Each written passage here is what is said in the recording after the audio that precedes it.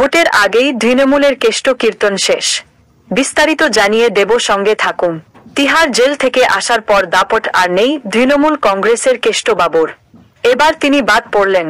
খোদ দলনেত্রীর নির্দেশে অনুব্রত মণ্ডল ওরফে কেষ্টকে দলের জেলা সভাপতি পদ থেকে সরানো হয়েছে। প্রিজো কেষ্টর নেতৃত্বে জেলায় আর দল চালাতে নারাজ মমতা বন্দ্যোপাধ্যায়।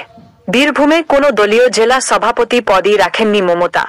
গরু পাচার মামলায় কেষ্টকে জেলে নিয়ে যাওয়ার পরেও তাকে জেলা সভাপতির পদে রেখেছিলেন মমতা।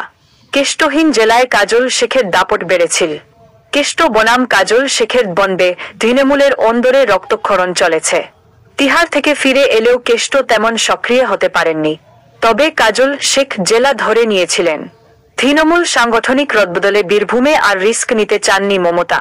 বীরভূমে দলীয় জেলা সভাপতি পদ অবলুপ্ত করেছেন। মমতার নির্দেশে কোর কমিটি এই জেলার সাংগঠনিক কাজ দেখবে। বীরভূম জেলায় 7 সদস্যের কোর কমিটিতে রয়েছেন অনুব্রত মণ্ডল, অভিজিৎ সিনহা, আশিস বন্দ্যোপাধ্যায়, চন্দ্রনাথ সিনহা, বিকাশ রায়চৌধুরী, সুদীপ্ত ঘোষ, কাজল শেখ। 2 সাংসদ শতাব্দী রায়, অসিত মাল কোর কমিটির আমন্ত্রিত সদস্য হিসেবে আছেন। আসন্ন 21শে জুলাই সমাবেশ থেকে মমতা দেবেন আগামী বিধানসভা নির্বাচনের প্রস্তুতি বার্তা।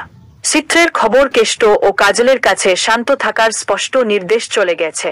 তবে জেলা তৃণমূলের অন্দরে গুঞ্জন, নির্দেশ কেউ মানবে কি?